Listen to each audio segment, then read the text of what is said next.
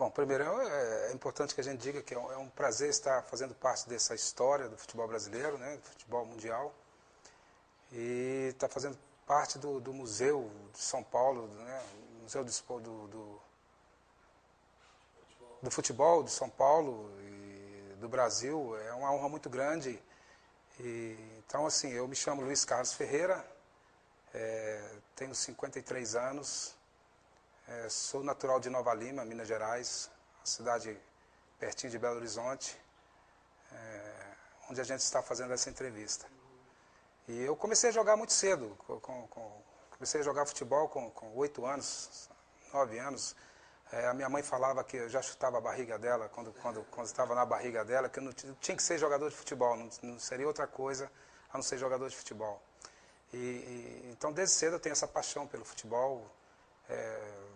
Tive vários ídolos, né, desde criança, e essas pessoas fizeram parte da minha história no futuro, que são os jogadores João Leite, Reinaldo, Paulo Isidoro, Éder, Nelinho, Cerezo.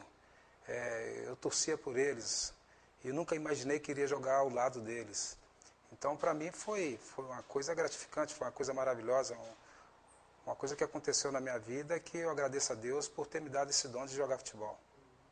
Conta um pouco da sua família, eles são aqui de seus pais? Meus pais são meus pais, meus avós, todos aqui da cidade de Nova Lima, a minha esposa, meus filhos nasceram aqui, apesar de ter jogado fora do Brasil, mas nasceram aqui. E eu faço parte de mais dois irmãos, que é o Antônio e o Mário. Eu sou do meio. O Antônio é o mais velho e o Mário mais novo. Eu sou do meio. E tenho 3 filhos. A Marcela, que mora na Itália, que é casada também com um jogador, mas é de futebol de salão. E a Sabrina, que é a mais velha, é formada advogada. E tem o Luizinho Filho, que é educador físico e também não mora aqui. Mora em Belo Horizonte, cidade perto aqui de Nova Lima. Então, a família, que eu também agradeço a Deus por ter conhecido a minha esposa com 16 anos, e há 31 anos a gente é casado, há 31 anos, e uma família maravilhosa. Os seus pais faziam o quê? Meu pai era minerador, trabalhava na mina do Morro Velho, que hoje é Anglo Gold. E a minha mãe era dona de casa. Aqui essa é uma região muito forte, essa coisa da mineração. Da mineração, é o ouro, né? O ouro que é extraído, né? Até hoje, né? É o forte da cidade. Isso a gente sabe que um dia acaba, mas já são anos e anos que é extraído esse ouro e o minério aqui da nossa cidade. E assim, as gerações aqui passavam e todo mundo ia trabalhar na mina, né? Você, inicialmente, quando você era criança, adolescente, era um pouco esse o caminho que estava traçado, com certeza seria esse também. Apesar de ter estudado eu sou formado em ajustador mecânico, cheguei a fazer até o 2º grau, e por sorte eu comecei no futebol e Deus me iluminou e eu cheguei a jogar futebol durante 22 anos e eu acho que tive uma carreira maravilhosa, mas com certeza eu poderia ser um minerador também, trabalhar na mina. Esse curso era um curso do Senai? Era do Senai, fiz o curso do Senai. Você tinha que idade, você lembra? Eu tinha 17 anos. E aí você fazia o curso e jogava futebol? Fazia o curso à noite, então tinha esse privilégio também de estar fazendo à noite e jogando futebol de tarde. Essa história de Nova Lima é famosa, né? Essa mina do Morro Velho, um pouco também por essa cultura muito forte aqui dos mineiros, né? Não dos mineiros de Minas Gerais, mas dos mineiros trabalhadores mineiros. De Nova Lima, né? É muito conhecida até internacionalmente. Internacionalmente, mundialmente, com certeza, porque era o forte da cidade, né? É o forte ainda hoje, o ouro. E você acha que de alguma forma essa cultura forte dos trabalhadores mineiros, etc., isso de alguma forma impactou a tua formação como pessoa, como Ah, com certeza, porque meus avós, meus pais, se bem que, por um lado, a mineração, a mina do Morro Velho, a antiga mina do Morro Velho, a Angu Gold, por um lado, é o que tinha na cidade. Então, os trabalhadores faziam isso, ia trabalhar na mina. Mas deixou muita sequela, essa mina. Eu tinha um avô que não tinha perna, que foi decepada por um trem que passou dentro da mina e passou na perna dele. Tem tios que ficaram, deixaram sequela no pulmão, de tanta poeira, né? A silicose. Quer dizer, deixou marcas também que não foram boas também para muita gente da cidade. Hoje, é lógico, hoje a Nova Lima cresceu, né? Já não depende da mineração, não depende da mina de ouro, porque a Nova Lima hoje ela cresceu tanto que hoje ela é vamos dizer, primeiro lugar, não tem esse índice de desemprego, né? Não trabalha em Nova Lima quem não quer hoje. E antigamente era diferente, né? A opção que todo mundo tinha, inclusive os jogadores do Vila Nova, os antigos, trabalhava na mineração e jogava no Vila. É lógico que não trabalhavam pesado, né? Não tinha aquela coisa de trabalhar dentro da mina. Era uma redução, alguma coisa, um trabalho menos forçado para ter condições de estar jogando. E isso tem história de grandes jogadores que passaram pelo Vila e que tem essa história. E também tem uma tradição aqui também de um certo conflito, né? Houve greves, houve manifestações. Isso chegou na sua cabeça em algum momento? Você tem alguma lembrança de histórias disso, de um certo ativismo dos trabalhadores aqui, justamente porque as condições não eram tão boas assim, né? Para o trabalhador, né? Felizmente eu não cheguei a pegar. Mas a gente sabe de história, tem essa história dentro da cidade, né? A gente sabe dessas histórias. E por um lado, é triste. A gente fica triste porque a geração antiga, né, tiveram que passar por tudo isso. Felizmente nós e os nossos filhos, felizmente, não vão precisar de passar por isso. Então tem um lado também positivo, né, da gente hoje ter uma condição melhor para dar para os nossos filhos, para a geração novas que estão chegando agora. Certo. E só indo um pouco nesse ponto, o teu pai e tua mãe, quando te incentivaram a fazer o curso de ajustador mecânico, é porque eles tinham essa perspectiva de você ter uma profissão que fosse diferente da do seu pai? Era um pouco isso? Justamente isso mesmo, né? Para que eu não precisasse de passar o que eles passaram. Né? Porque foi uma coisa triste. Eu lembro muito bem que eu tinha por volta de 7 para 8 anos, quando chegou a notícia que meu avô tinha acontecido um acidente com ele, na mina do Morro Velho, e a gente pensou que tinha morrido.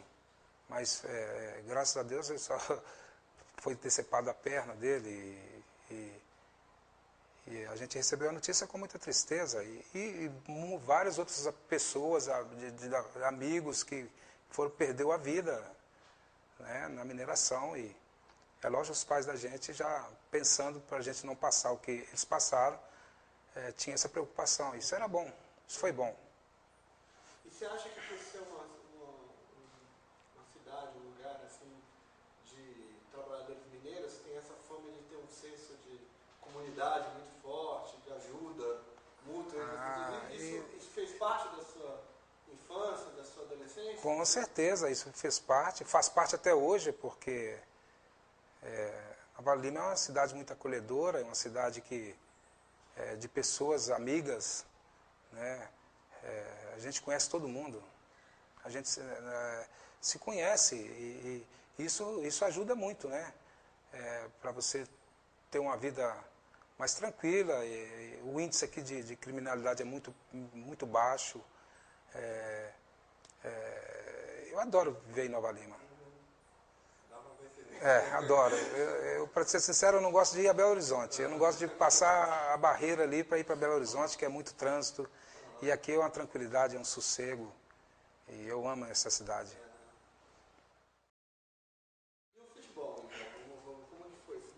era bom de bola desde a barriga. Pois é, eu já era diferenciado, eu já era diferente. Deus me deu esse dom, que é engraçado, né? Eu quando ia jogar nos campinhos que tinha aqui de terra, eu lembro que eu com 12 anos, jogar com pessoas maiores, né, mais velhos, todo mundo queria me escolher. Eu não entendia aquilo, né? Eu ficava assim, não entendia porque todo mundo ficava me escolhendo. Mas eu acho que é depois, aí mais tarde, que eu fui entender, né? Porque eu já era diferente. Né? Eu já sabia jogar futebol, né, muito bem, então isso era bom. E eu comecei com 12 anos, comecei no Vila Nova, participei de campeonatos amadores aqui na cidade. Comecei lá no Morro Velho, que é lá no bairro dos meus pais. Comecei a jogar lá com 12 anos e teve uma pessoa que me viu e me trouxe para o Vila Nova. Lá era o quê? Era um time de várzea? É time de várzea, que tem até hoje aqui. Tinha, isso. E aí comecei a jogar lá e teve uma pessoa que trabalhava, que era o roupeiro, o seu baiano, que era roupeiro do Vila Nova. E ele mexia lá também com o time de várzea, com esses garotos. E me trouxe aqui para o Vila. E aí aos 12 anos, aos 13 anos eu já estava no infantil. Né? Disputei o dente de leite na época que era, os dentes de leite que existia. E eu era centroavante. A história é engraçada, eu era centroavante e eu lembro que a gente disputando um jogo e o zagueiro machucou, já tinha tido expulsão já de 2 jogadores nossos, não tinha ninguém para ficar no lugar. Aí o treinador perguntou, quem que pode jogar de zagueiro? Eu levantei a mão, deixa que eu vou lá para trás. E até hoje não saí. E eu gosto de jogar lá até hoje, nesses jogos que a gente faz aí de brincadeira, eu gosto de jogar também lá atrás. E até hoje eu não saí de zagueiro e cheguei à seleção brasileira e fui para o Atlético. Então foi uma história muito bacana. Mas você se ofereceu para jogar atrás, por quê? Porque não tinha outro jogador para jogar. Que já tinham feito as substituições todinhas, então não tinha jogador mais para entrar. Eu falei, eu me propus a ir lá jogar de zagueiro. E eu joguei tão bem, e o treinador gostou tanto, que falou, não, você não vai sair mais de zagueiro, você vai ficar de zagueiro agora. E eu fiquei. Mas isso tem a ver porque talvez você tinha um senso de colocação, eu acho que era isso, que sabia tanto que eu sabia sair jogando, né? Então ficava fácil para mim. Eu não pensei que ia ser tão fácil assim. Para mim foi fácil, porque eu tinha costume de sair driblando, jogando lá no atacante. Então eu saía jogando driblando lá atrás, como zagueiro, e todo mundo, aí foi que apareceu meu futebol. Você não era um zagueiro tão alto, nem tão Não, forte, hoje eu não jogaria, com certeza. outra. Com certeza hoje eu não seria zagueiro. Né? Porque hoje o zagueiro, goleiro, tem que ter 1,80 m, 1,90 m, né, no futebol brasileiro. E eu particularmente não gosto, porque eu acho que tem que ter habilidade. Eu acho que isso, né, o jogador tem que saber jogar. É o que o Tele falava, ele tem que jogar futebol. Né? E hoje os zagueiros estão muito grandes, então eles perdem um pouquinho de mobilidade, de habilidade, e fica mais no estourão, né, dando chutão. Mas com certeza eu não jogaria hoje de zagueiro. Bem, aí você foi para o Vila Nova? Fui para o Vila Nova e aos 17 anos já estava no profissional. Foi muito rápido. Disputava o Campeonato brasileiro, que chegou a disputar o brasileiro. Eu disputei um brasileiro pelo Vila Nova, aos 17 anos. Já aos 17 anos? Aos 17 anos. 1977. E disputei um campeonato só pelo Vila Nova, como profissional, aos 17 anos. Sempre já firmado como zagueiro? Como zagueiro. E logo em seguida o Procópio foi para o Atlético. Ele estava indo para o Cruzeiro, o Procópio. Só que na noite, na madrugada, ele deu uma discutiu lá com os dirigentes do Cruzeiro e foi para o Atlético. E aí ele estava me levando para o Cruzeiro emprestado. Aí ele pegou e desfez o negócio, veio aqui e desfez o negócio e me levou para o Atlético junto com ele, aos 17 anos. É quando eu falei que jogadores como Cerezo, já consagrado, Paulo Isidoro, João Leite, Reinaldo, Heleno, Márcio, essa turma toda do Atlético, que disputou o campeonato brasileiro com São Paulo e perdeu o campeonato, invicto. eu torcia para esses jogadores e logo em seguida eu já estava jogando ao lado deles. Quer dizer, para mim foi uma coisa maravilhosa. Eu era um garoto, né? E o Atlético foi e me comprou, me levou emprestado. Você era atleticano? Quando você tava... Não, por incrível que pareça, não. Eu gostava do Cruzeiro. Aos 8, 10, 12 anos eu gostava do Cruzeiro, que era o time que ganhava, que tinha Tostão, Diceu Lopes, Valdo Procópio, essa turma toda, né? Natal. Então eu torcia para o time que estava ganhando. Eu era garoto, é como acontece até hoje, né? E logo em seguida eu fui para o Atlético e fiquei lá 11 anos no Atlético, jogando pelo Atlético, com esses ídolos que até hoje são meus ídolos. E quando você chegou lá, como foi? Você achou isso? Era muito diferente de Vila Nova? Como que era, assim, em termos, estrutura, de treinamento? tudo diferente. Tudo muito diferente, com a estrutura, com um time grande, né? Que é o Atlético. O time do Vila, infelizmente, não tem uma estrutura que tem. Mas além da estrutura, em termos táticos, digamos assim, mudou alguma coisa para você? Quando você chegou Mudou porque facilitou. Porque eu era mais um, que jogava com grandes jogadores. Né? Esses nomes que eu citei. Então facilitou muito, melhorou tudo. E logo em seguida, meu futebol apareceu mais ainda, né? É tanto que logo em seguida eu fui convocado para a seleção brasileira com Você foi em 20 anos. Eu fui em 78, final de 78 para o Atlético. Que eu fui para lá. E logo em seguida, meu futebol apareceu novamente e fui convocado para a seleção brasileira com 20 anos. Eu disputei uma Copa do Mundo com 22 anos, para 23 anos. Quem que era o seu técnico no Atlético quando você chegou, você lembra? Era o Procópio que me levou. Eu fiquei 11 anos lá, mas logo depois passou vários treinadores, passou Minelli,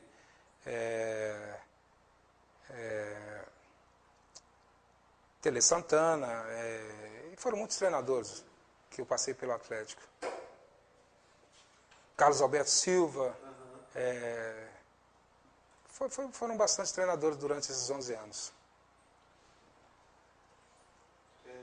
Luizinho, eu gostaria de pegar um pouco essas memórias. Você falou do time do Cruzeiro, do Dirceu Lopes, depois da final do Atlético com o São Paulo. Como que era essa lembrança do futebol aqui em Nova Lima? Como que chegava o futebol em Nova Lima? Pela televisão, pelo rádio? Como que você acompanhava esse futebol? Televisão eram poucas as casas que tinham televisão, né? Mas era pelo rádio mesmo que a gente ouvia e tudo. E alguns jogos eram televisionados, mas pouquíssimos. Então era mais torcedor de rádio mesmo que eu era. E era uma recordação muito boa dessa época, porque foi grandes jogadores que passaram pelo Cruzeiro, pelo Atlético. E a gente muito novo, né? O pessoal era tudo ídolo. A gente tinha como ídolo todo esse pessoal. E um dia a gente chegou a conhecer. Então é uma coisa muito bacana.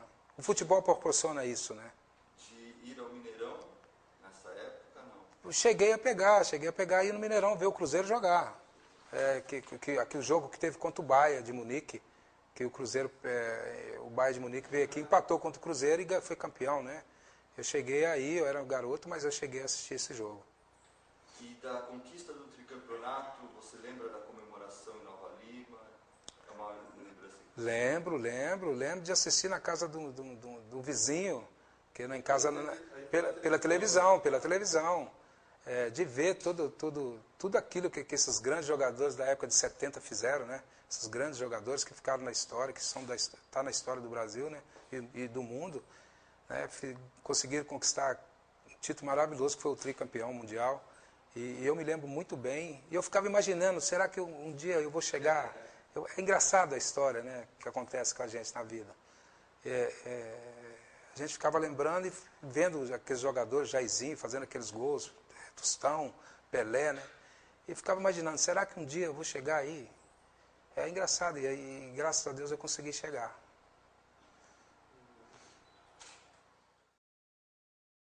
A gente falou do Tri, mas e de 74, 78? Você lembra de ver os jogos na TV? Me lembro também. Muito vagamente, mas me lembro. É engraçado que eu lembro mais de 70, que ficou mais marcado.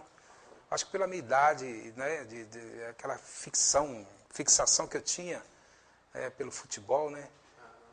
Mas em 74, 78 eu já peguei, já maior, já vendo, né? Já estava na categoria de base do Vila Nova, então para mim foi normal. Já foi uma coisa normal. Como torcedor e assistindo a Copa do Mundo. Tá, eu tenho aqui uma declaração que você deu na imprensa um tempo atrás, sobre que você primeiro foi emprestado para o Atlético, e depois Isso. você foi contratado definitivamente. Você fala aqui de uma jogada que você fez com o Nelinho, que você atribui, talvez essa jogada ter sido o fator da tua contratação. Você podia contar de novo um pouco essa história para a gente? Foi logo que eu cheguei no Atlético, final de 78, eu não sei se foi irresponsabilidade minha de alguma coisa, porque a gente, quando é novo, a gente não pensa muito. E eu fui muito tranquilo, porque quando nós fomos jogar, quando eu fui para o Atlético, logo em seguida, no final de semana, já tinha um jogo contra o Cruzeiro. E Nelinho chegando de Copa do Mundo e tudo, né? Jogador famoso como ele. E o Cruzeiro tinha um grande time também. E eu não tremi não, porque eles falam muito que jogador treme às vezes, quando vai estrear essas coisas. Eu não tremi, joguei tranquilo. E eu estava emprestado e eu precisava de ajudar em casa. Né? Eu era um filho que estava tendo a oportunidade, e a oportunidade que eu tive falei, eu vou encarar o futebol e vou ajudar minha família. Queria ajudar minha família. E a maneira era o futebol. E nesse jogo, eu falei, eu tenho que dar tudo aqui de mim, porque é a oportunidade que eu tenho de estar sendo contratado definitivamente. E logo num lance, eu brinco muito com o Nelinho, que ele me contratou, né, logo depois desse jogo, porque a gente já estava ganhando o jogo e veio uma bola dentro da área, e o Nelinho estava apoiando o Cruzeiro no jogo, e eu matei no peito e dei nele um balão. E aí eu caí na graça da torcida do Atlético, aí foi uma maravilha, que logo em seguida, depois do jogo, o presidente, os diretores do Atlético vieram aqui em Nova Lima e me contrataram definitivo. Então foi uma lembrança boa. Foi o chapéu, eu falei, dei um chapéu do Nelinho, jogador de seleção brasileira, que disputou a Copa do Mundo. Hoje a gente somos amigos, inclusive a filha dele namora meu filho, a gente é muito amigo hoje. E fala um pouco pra gente assim, bem desse iniciozinho, como que era o cotidiano? Você morava aqui, pegava onde? Não foi fácil não. Essa vida, como ela é? Assim, porque cotidiano de um jogador que está começando do interior, que está começando num clube grande da capital. É super interessante, porque a maioria das pessoas só vê lá o glamour quando está lá em cima, né? Quando o jogador já atingiu um status e está ganhando dinheiro e todo mundo acha que é fácil. Mas é muito difícil. Eu sempre digo que é o vestibular mais difícil que tem para se passar. É o futebol. Porque são milhões e milhões e poucos conseguem passar. E você estudar, não. Você estuda, você vai lá, por mais que você não seja inteligente, você vai fazer um vestibular, uma hora você vai passar. Agora, o futebol, não. Né? São poucos que passam. E comigo não foi diferente. Né? Eu morava aqui em Nova Lima e não tinha carro, não tinha nada. Eu pegava ônibus em Nova Lima às 5 da manhã, chegava em Belo Horizonte para pegar o Venda Nova, que ia lá para a Vila Olímpica do Atlético, parava na Rua Guarani, pegava o outro ônibus e ia lá para a Vila Olímpica, treinava, ficava lá de manhã e de tarde, treinando com o Procópio. Ele gostava muito de dar treino para zagueiro, que ele foi zagueiro, então ele treinava demais com ele. Quando era 6 horas da tarde, eu pegava uma carona, quando não dava para vir de ônibus, eu pegava uma carona com algum jogador que tinha carro mais velho, me deixava no centro. Eu pegava o ônibus de Nova Lima, chegava em casa às 9 horas, meu pratinho de comida já estava no canto de fogão de lenha, eu pegava meu pratinho, jantava, ia dormir, para levantar no outro dia às 5 horas da manhã para voltar de novo para Belo Horizonte para treinar. Foi essa rotina. Essa rotina foi durante quase 2 anos eu fazendo isso. E logo que eu ganhei um dinheirinho, eu queria comprar uma casa para minha mãe. Mas eu queria comprar um carro porque eu não estava aguentando mais viver dessa maneira. Estava muito difícil para mim. O Procópio não deixou eu comprar o carro. Você não vai comprar o carro, vai comprar primeiro a casa da sua mãe. Eu falei, é isso que eu quero mesmo, então não tem problema. Então você tem que arrumar um lugar para eu ficar morando aqui em Belo Horizonte. Aí ele arrumou um lugar para eu ficar morando em Belo Horizonte, no Hotel Bragança, em Belo Horizonte, fiquei morando lá. E logo depois eu consegui comprar um chevetinho. Comprei um chevetinho e aí já ficou mais fácil. Mas aí eu não vinha para a minha cidade. Eu só vinha final de semana. E ficava lá em Belo Horizonte durante a semana toda. E só os finais de semana que eu vinha, quando acabavam os jogos, eu vinha para Nova Lima passar o final de semana. E foi assim durante anos e anos e anos. E logo em seguida eu tive a sorte, aos 19 para 20 anos, eu tive a sorte, né, de realmente levar uma vida mais séria de casamento, né? E casei com a minha esposa Márcia. E aí eu fui morar em Belo Horizonte. Aí fiquei morando em Belo Horizonte casado. E fiquei nessa história de Atlético durante esses 11 anos. E teus pais, nesse iniciozinho, ainda quando você estava no Vila Nova, talvez um pouquinho antes de ir para o Atlético, que aí já era... Teve algum momento assim de hesitação sobre você se profissionalizar naquilo mesmo, talvez voltar? Você tinha feito um curso técnico, você estava estudando para ter uma profissão, digamos, mais formalizada. Houve alguma discussão, alguma dúvida familiar ou Nada, pessoal? não, fui super incentivado por eles. Eles sempre me incentivaram muito, todos os dois. Eu, infelizmente, perdi meu pai cedo. Minha mãe também morreu muito cedo. Tive a sorte de meu pai ter visto, de minha mãe ter me visto jogar. Meu pai não me viu jogar na Copa do Mundo, mas minha mãe viu. Meu pai me viu jogando profissionalmente, mas Copa do Mundo ele não chegou a me ver jogar. Mas tive o privilégio da minha mãe me ver jogando e foi uma emoção muito grande. E felizmente as coisas aconteceram para mim, foi muito bom. Foi muito bom eu ter jogado futebol. Como eu falei, de Deus ter me dado esse dom, né, de jogar futebol, de ter dado um conforto para minha mãe, né, de como você falou, filho de mineiro, né, e ter chegado onde eu cheguei. Então, para mim foi muito bom, foi com muito orgulho que eu pude ajudar muitas pessoas, meus familiares. O futebol me proporcionou isso, né? Então eu agradeço muito ao futebol por tudo que me deu e o que eu sou hoje. E você também citou aí pra gente que você deu o chapéu no Nani e já caiu nas graças da torcida do Atlético, uma torcida muito fanática, conhecida pela sua Muito, geração, muito, né? muito, muito. Como que foi isso? Assim, um garoto, filho de mineiro, pegando ônibus todo dia. Como que foi essa sensação de repente ser e se tornando um ídolo, né? Como que era? O assédio, moças, conta um pouco. Você tinha 17, 18 anos. Isso, e a princípio assusta, né? Assusta porque você vem do interior, vem para a capital, né? E isso assusta muito. Fiquei meio apavorado. Mas eu tive o privilégio também de ter grandes amigos dentro do Atlético, pessoas já com experiência grande, né? Como esses nomes que eu citei também, e que me ajudaram muito. Todos eles me ajudaram muito, me aconselhando. E como você falou, eu tive a sorte também de ter casado cedo, né? Porque de ter encontrado a pessoa que deu certo e que me ajudou a minha carreira todinha. Pessoa maravilhosa que foi a minha esposa. É daqui também de Nova Lima, a família dela toda de Nova Lima. Quer dizer, então eu tive essa sorte e isso me segurou muito, né? Isso valeu muito para ter chegado onde cheguei. Então aquilo volta um pouco naquela minha questão inicial. Talvez os valores aqui desse lugar estavam ali com você de alguma Fez a diferença, forma, ajudou e né? muito, ajudou e muito. A maneira de ser, o que eu sou hoje, até hoje.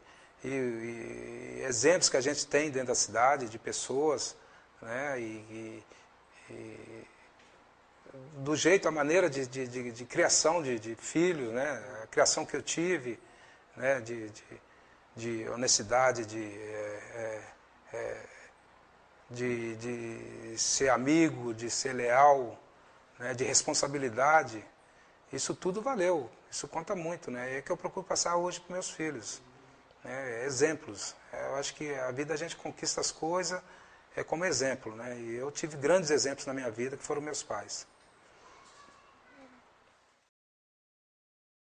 Luizinho, mas e do ponto de vista da tua vivência assim, mais ligada ao futebol, você já ressaltou o papel do Procópio, mas antes do Procópio, nessa trajetória que te leva do Vila Nova ao Atlético, houve um outro técnico em particular que foi importante na tua formação futebolística? Com certeza, e a gente, eu estava até esquecendo disso, que a gente não pode esquecer, né? De grandes pessoas, não foi só o Procópio, né? Eu tive esse senhor Baiano que me trouxe, e logo em seguida no juvenil eu tive o Nelsinho, né? Que foi um grande jogador também, jogou no Cruzeiro, jogou no Vila, né? Jogou no Bangu, né? E foi uma pessoa também que foi muito importante na minha vida. E logo depois, como profissional mesmo também, eu tive grandes treinadores, né, que foram importantes para ser o jogador que eu fui. Né? Então eu sou grato a todos eles. Fica até difícil da gente falar nome, citar nome, porque foram tantos. Né? Cada um deles tiveram parcela, uma parcela de ajuda, né, dentro da minha carreira de futebol. Mas quando você fala, só insistindo um pouquinho nisso, ajuda, é do ponto de vista também de vou botar entre aspas, assim, te ensinar a ser um zagueiro? Ou, como que foi isso? Assim, porque você fala que tem uma parte disso que é um pouco nata de você.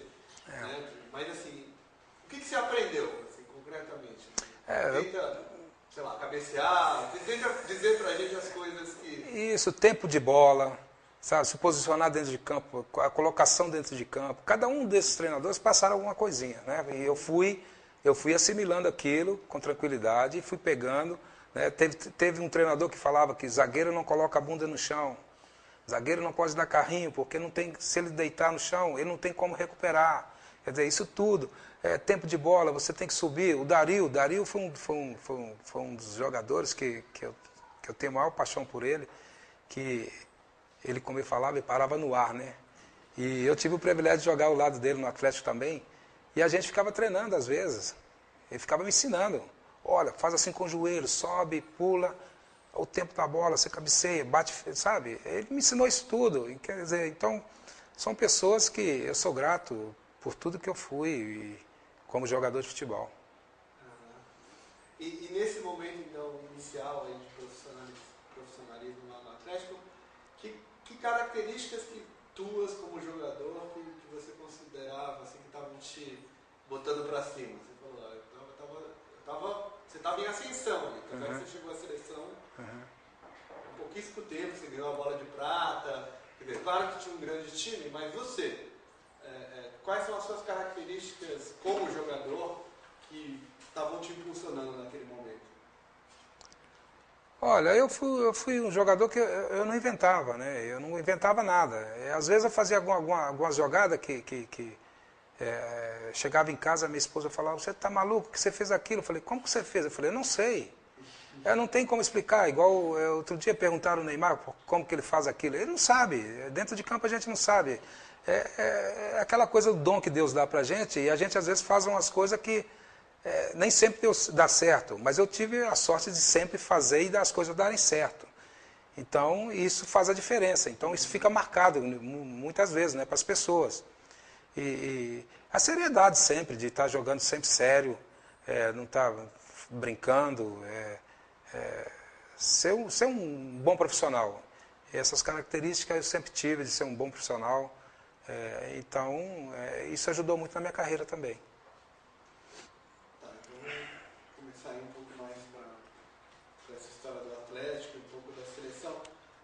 Você foi a geração do Atlético que fez parte de uma geração do Atlético que desenvolveu uma rivalidade muito grande com o Flamengo, né?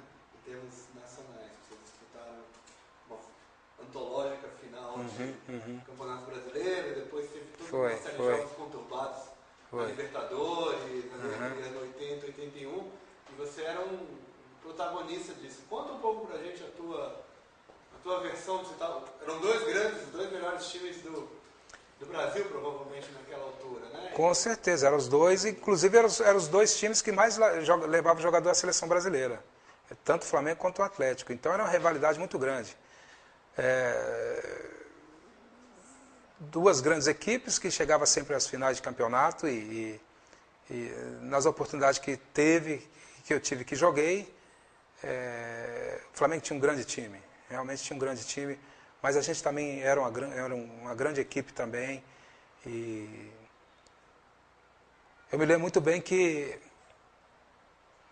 o Reinaldo estava machucado nesse jogo no Maracanã e a torcida do Flamengo chamando ele de que estava bichado, ele conseguiu fazer 2 gols ainda e nós tivemos a oportunidade de empatar o jogo e infelizmente nós não conquistamos esse título, né, em 80.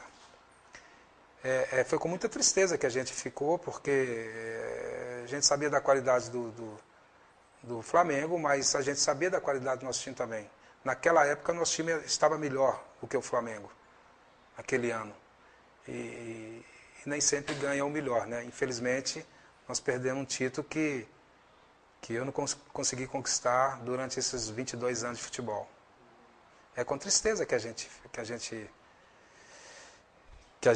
fica, porque é um título importante que no meu currículo eu não tenho, infelizmente. Mas você, assim, nesse momento aí que você está ali provavelmente no seu auge, ali, caminhando para o seu auge, para a Copa, quais eram os jogadores os atacantes mais difíceis de jogar? Esse time do Flamengo, mas provavelmente tinha outros. Tinha, com certeza. Considera assim, os que você tinha mais dificuldade de marcar? Mas teve vários jogadores, vários centroavantes que na época era muito difícil. Mirandinha, um jogador rápido, que jogava no Palmeiras. O próprio Nunes, né, que jogou no Flamengo, depois jogou no Atlético também. Foi a geração de grandes jogadores, essa década de 80. Né? Eu tive esse privilégio. Isso tudo conta, né? Eu tive esse privilégio de jogar com... você podia tirar aí... em 80 você podia fazer 10 seleções de craques. Né? Porque cada time tinha 5, 6 grandes jogadores. Né? E hoje, infelizmente, é difícil você tirar 1, 2 de cada time. E nessa época, foi uma época de ouro que o Brasil viveu. Tanto que na seleção brasileira, o time reserva, às vezes era melhor do que o titular, de grandes jogadores que tinha também. Quer dizer, foi uma era bacana. Voltando só nesse jogo, só para esse famoso jogo, você não tocou aí, você falou da tristeza e tudo, mas tem toda uma versão de que o jogo foi roubado. O jogo... A gente não pode desmerecer o Flamengo, não, né? Foi um grande jogo e tal, mas teve uma ajudazinha, sempre teve. O Flamengo sempre foi muito forte nessa questão, né? Quer dizer, teve uma ajuda, logo depois lá também, no Serra Dourada também, aí isso aí foi pior ainda, porque isso aí foi um descarado, né? A ajuda que teve. Mas é do futebol, isso acontece até hoje, isso tem isso, né? Isso não vai mudar. Infelizmente, né? Porque eu acho que, como eu falei, o Flamengo era uma grande equipe e não precisava dessa ajuda. E seleção? Como foi a tua primeira convocação? Aí sim, aí foi susto. Aí foi um susto muito grande. Eu jogando pelo Atlético e tinha a convocação de novos também. Eram 2 seleções que iam ser convocadas. A seleção de novos e a seleção principal. Eu tinha uma esperança de ir para a seleção de novos. Eu falei, o futebol que eu estou jogando, eu não acho que eles vão esquecer de mim. Né? E logo teve uma surpresa. Quando acabou o jogo contra o Internacional no Mineirão, foi um empate de 1-1, e veio a convocação. Veio a convocação e meu nome estava na seleção principal. Aí eu tomei um susto, porque eu como muito novo, né, e esperando a convocação da seleção de novos, e fui chamado para a seleção principal, com jogadores já de renome, né, de grandes jogadores, que eram o Zico, Falcão, Cerezo, essa turma toda, né, o Júnior, o Leandro, e eu bem novinho, eu tomei um susto, eu falei, meu Deus, e agora? Mas é aquilo, minha vida foi muito pautada em muita tranquilidade, eu sempre fui muito tranquilo e falei, seja o que Deus quiser, vamos lá, né? Minha profissão é essa, eu sou jogador de futebol, então eu não tenho que ter medo de nada e vai ser um prazer muito grande ter essa convivência com os jogadores, só vão me ajudar pela categoria que eles têm, só vou ser ajudado. E fui tranquilo, disputei essa vaga na seleção brasileira e consegui ter o privilégio de disputar essa Copa do Mundo, que foi, infelizmente não foi vencida, né, mas deixou uma marca que mundialmente todo mundo fala nessa seleção até hoje. Porque é difícil você, no Brasil, você tem que ser primeiro, principalmente no futebol. E essa seleção foi legal porque ficou na história, que não conquistou a Copa do Mundo, mas hoje todo mundo sabe essa seleção que jogou. Né? Às vezes a gente vai para fora do país e a gente encontra com pessoas que comentam até hoje. Né? Quando a gente tem a oportunidade de conhecer, comenta dessa seleção até hoje. E essa seleção ficou na história do Brasil. O técnico que te convocou já era o Tele? Tele Santana. Já era o Tele que me convocou, né, já conhecendo meu futebol dentro do Atlético e tudo, e me deu essa oportunidade de... Você já tinha tido algum contato com ele antes? Não. Conheci quando tive a convocação. Quando teve a convocação que eu passei a conhecer o Tele. E foi uma pessoa importantíssima na minha carreira. Né? Foi muito bacana ter tido a convivência com ele e ter ele como treinador. Então conta um pouco, vamos aprofundar isso, conta um pouco mais dessa sua relação com o Tele, que era uma relação que na época era muito destacada na imprensa, talvez por serem mineiros, tudo. O Tele foi um grande incentivador do teu... Era visto como um grande incentivador do teu futebol, da tua carreira. De certa forma, talvez para São Paulo e Rio, o Luizinho era uma surpresa, né? Nem tanto para os mineiros, mas provavelmente para os lugares, digamos, mais centrais do futebol. Muita gente ficou sem saber, porque não conhecia, né? Muita gente não conhecia, mas quem que é esse Luizinho, né? E eu tive a oportunidade de provar quem que era o Luizinho, né? E isso é como eu falei, eu agradeço ao Tele, porque o Tele foi um grande treinador. Treinador que muita gente falava que não era um vencedor, mas o Tele ganhou tudo que ele disputou. Né? Pode não ter ganhado uma Copa do Mundo, mas ele foi para o São Paulo, foi campeão do mundo lá pelo São Paulo de clubes. Todo time que ele passou no Grêmio, os times todos aquele Atlético, todo time que ele foi campeão. E era um treinador já avançado, né, que gostava de ver o futebol arte, que hoje infelizmente não tem, é pouquíssimo, né, jogadores que jogam futebol bonito. E ele naquela época já gostava, né, eu lembro disso, que uma vez ele entrou em campo e tal, e falou assim, a gente sem saber a tática, como é que ia fazer, ele falou, jogar vocês são craques. Agora se conheçam dentro de campo. E é o que a gente fez, se conhecer dentro de campo, naquela época, em 82. Bem antes a gente treinava, ele dava muito coletivo, né, com bola, para se conhecer mesmo, é o que ele falava. Vocês vão se conhecer dentro de campo, porque jogar vocês são craques. Agora, basta agora se conhecer dentro de campo para a gente conquistar a Copa do Mundo. E é o que a gente fez, né? Nos conhecemos dentro de campo, tinha jogadas que a gente fazia que a gente já sabia quem é que estava na jogada, você podia virar a bola que já sabia que tinha um jogador lá, e nos conhecendo dentro de campo que a gente fez uma grande seleção. O Tele treinava muitas jogadas? Qual era a característica como técnico? Você falou essa coisa, ele dava muito coletivo. Além disso, e ele conversava muito, como que era como técnico? Ele deixava o jogador usar a sua criatividade. Isso que eu achava bacana.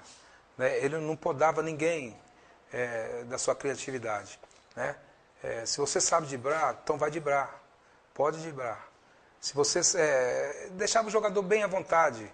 Então isso é uma característica de poucos treinadores que a gente tem. Né? De não podar o jogador de fazer aquilo que ele sabe. Né? E dentro, como eu falei, dentro daquilo que você, com simplicidade, com humildade, você fazendo, não tem jeito de dar errado. Só vai dar certo, né? Como é que você vai pegar hoje um Neymar e vai podar o Neymar de fazer aquilo que ele faz? Não tem jeito, né? Então, assim, o Tele já fazia isso já conosco, né? Deixar a gente à vontade. É como eu falei, craque vocês são. Agora, se conheçam dentro de campo, tá ok? E pronto. É o que ele fazia. E quando que ele ficava bravo? Era raramente. Era raramente. Com o jogador que ele tinha, ele raramente eu ouvi o Tele bravo. Não me lembro assim de um treino que ele tenha dado e que tenha ficado bravo com alguém. Ele era muito perfeccionista, isso aí ele era. Ele gostava das coisas bem feitas. E ele deu sorte também de 82 ter esses grandes jogadores que ele teve na mão para fazer as coisas. Infelizmente, eu volto a falar, né? Infelizmente não fomos campeões. Mas deixou saudade, foi muito bom. Valeu a pena fazer parte desse elenco de 82. Você falou da emoção que é a Copa de 82, que esse time ficou na história mesmo sem vencer,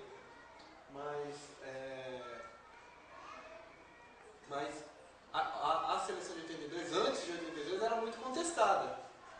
Tinha críticas, não foi razoavelmente contestada, tinha críticas. Tele não botava ponta. Você lembra disso? Um pouco desse clima que a seleção de 82 é uma seleção reverenciada, justamente reverenciada pelo futebol. Apresentou, mas um pouco antes era uma seleção que teve alguma contestação. Teve. Algumas críticas, né? O próprio Tele. Você lembra um pouco desse clima antes da Copa? Teve porque logo depois o Tele começou, porque teve a convocação do Dirceu, ponta esquerda.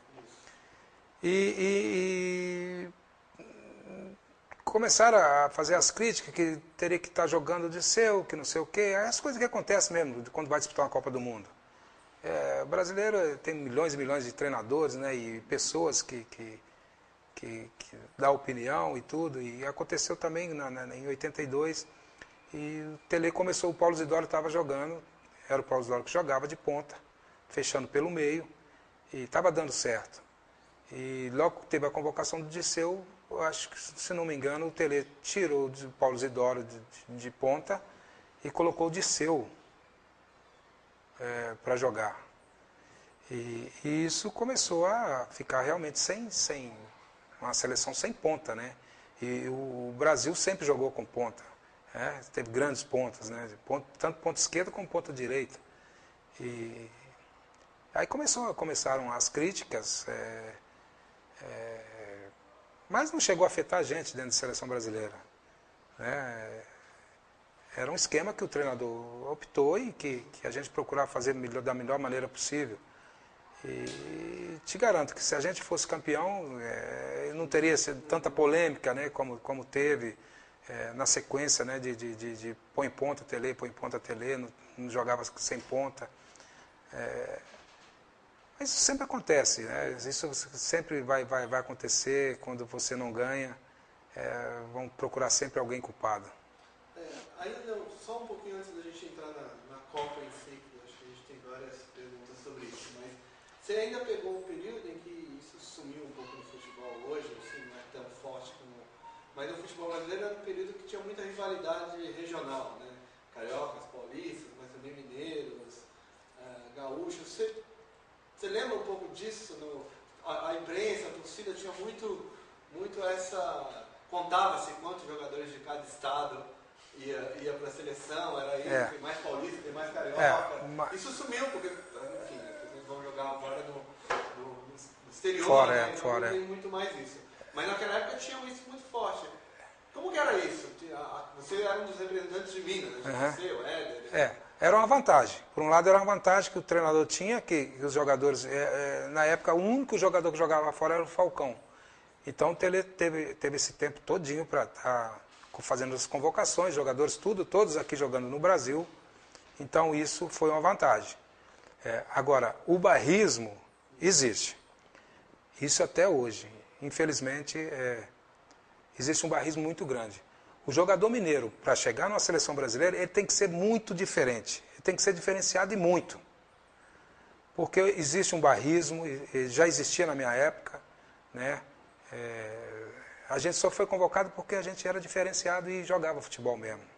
Todos nós que fomos convocados, todos nós mineiros. Porque, infelizmente, existe essa diferença de São Paulo e Rio de Janeiro. Esse bairrismo existe até hoje, a gente sabe. A gente não pode esconder isso. E isso é uma coisa chata, né? Porque é um Brasil só. Né? Não existe dois Brasil. É um Brasil só que existe. E que, quando se faz uma convocação, não interessa de onde, qual estado que é. Você vai lá representar sua pátria, né? O Brasil. Não interessa. Você tem que ser a pessoa qualificada para estar fazendo aquilo. Você tem que ser craque. Se você é craque, está na seleção. Mas você chegou a sentir isso no seu cotidiano? Muito. E muito com a imprensa. Com a imprensa forçando. Na época era o Edinho, que era o meu substituto. E a imprensa carioca forçando a entrada do Edinho no meu lugar. Isso aí aconteceu muito. E é como eu falei, isso é chato, né? É chato porque pode ter a escolha deles, né? Mas desde que você se você não está cumprindo com aquilo que foi determinado, ou que não está tendo uma atuação do nível de seleção brasileira, aí tudo bem, né? Até a gente mesmo reconhece, mas eu não, eu estava dentro do padrão da seleção brasileira de 82, né? De jogadores de craques. E existiu esse bairrismo aí comigo, e não só comigo, com vários jogadores de seleção brasileira. Na época aconteceu e muito. Bem, eu queria, antes de entrar propriamente na Copa de 82, porque tem uma excursão que é muito bem sucedida e tem um impacto muito grande também, que inclusive coloca o Brasil como favorito. O Brasil excursiona pela Europa, vence a Inglaterra, a França e a Alemanha. E nessa excursão jogava o Sócrates, Falcão, Zico e Reinaldo. Também era um momento de muito brilho do Reinaldo, que, no entanto, acaba sendo cortado da seleção brasileira. Você avalia que o Reinaldo fez falta, que ele complementava o time? Sem dúvida. O Rei era um grande jogador, né? Jogador diferenciado também. É lógico que fez falta. Até mesmo porque já vinha jogando esse mesmo time, né? Então já tinha um entrosamento, Tele poucas vezes mexia, então a gente tinha um entrosamento de espetáculo, que era o entrosamento da seleção brasileira. E é lógico que fez falta. Mas são coisas que acontecem no futebol, né? A gente não pôde contar com ele. Né? E contamos com o Serginho, que foi um grande jogador também, que era um artilheiro do Campeonato Brasileiro e que também contribuiu com a sua parcela de estar ajudando o Brasil a ganhar os jogos que ganhou. Então eu acho que a gente não pode ficar lamentando, né? Foi porque o Reinaldo não perdeu, porque o Reinaldo não foi, perdeu porque não sei quem machucou. Não adianta. Né? Eu acho que o Serginho deu conta do recado. Você, na seleção, você trazia um pouco as amizades do Atlético, né? O Cerezo estava lá, o Éder, o Reinaldo durante um tempo. Você já falou que era um ambiente muito, muito, muito bom. Mas para além desse, você chegou a fazer amizade com jogadores de outras... se faz. Isso é uma amizade assim, mais forte? Para além do grupo, assim, alguma coisa que foi mais duradoura? Ou... Com certeza, fiz grandes amizades, e são meus grandes amigos até hoje, né? O Serginho Chulapa, o Pita, né? Quer dizer, o Júnior, o Zico, essas pessoas todas que a gente conviveu e foi uma convivência boa, de amizade até hoje. Quando a gente é muito difícil estar nos encontrando, né? Mas nas oportunidades que a gente tem de encontrar, a gente conta a história e a gente é prazeroso esse encontro quando a gente tem essa oportunidade. Só, de novo, uma das últimas antes de entrar na Copa, nos Jogos, provavelmente. Mas esse é um momento também especial para o país, né? Porque o Brasil estava saindo de uma ditadura, estava redemocratizando, isso afetou um pouco o mundo do futebol. Tinha lá o famoso Sócrates, Casagrande, democracia corintiana, mas tinha outras coisas acontecendo diferentes também. Na torcida mesmo, manifestações, tinha até, não só na coisa política, mas na coisa dos costumes, né? Eu lembro, já li coisas sobre flagrei, né? Essas coisas assim, de ter ampliado um pouco o mundo do futebol, que era um mundo muito fechado. Né? Você percebia isso na época, assim, a política entrava um pouco, por exemplo, Sócrates falava de política com você? Os jogadores falavam de política em 82? Não. Eu não me lembro de ter acontecido nada diferentemente, assim, de estar vivenciando aquela Copa do Mundo mesmo. Sabe? Eu não senti nada disso. Podia até estar acontecendo por fora, mas a gente estava tão focado na Copa do Mundo, né, que não deu para a gente perceber nada de comentário, de nada. Não se comentava em política dentro da seleção brasileira. Então não teve envolvimento nenhum político que fosse passado para nós jogadores. A gente era bem cercado, né, dessas coisas que estavam acontecendo, a não ser o futebol e a Copa do Mundo. Antes da Copa você chegaram a visitar presidente, teve isso? Não teve não. Não me lembro disso não. Não me lembro. Em relação com política? Não. Não teve nada. Pelo menos eu não me lembro disso. De ter esse contato com algum presidente da República na época. Era presidente da entidade, que era Jurite Coutinho. Né? Isso. Nós tivemos a oportunidade de ficar 3 meses aqui na Toca da Raposa, quer dizer, enclausurado, né?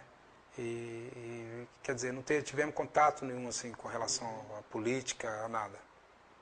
Então vocês também não falavam? Não se falava, não se falava. Tá, acho que podemos ir para a Copa.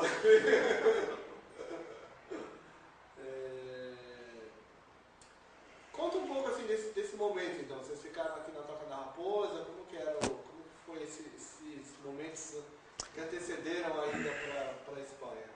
Foi um momento de convivência mesmo, de estar junto, de estar... você passar 3 meses, né?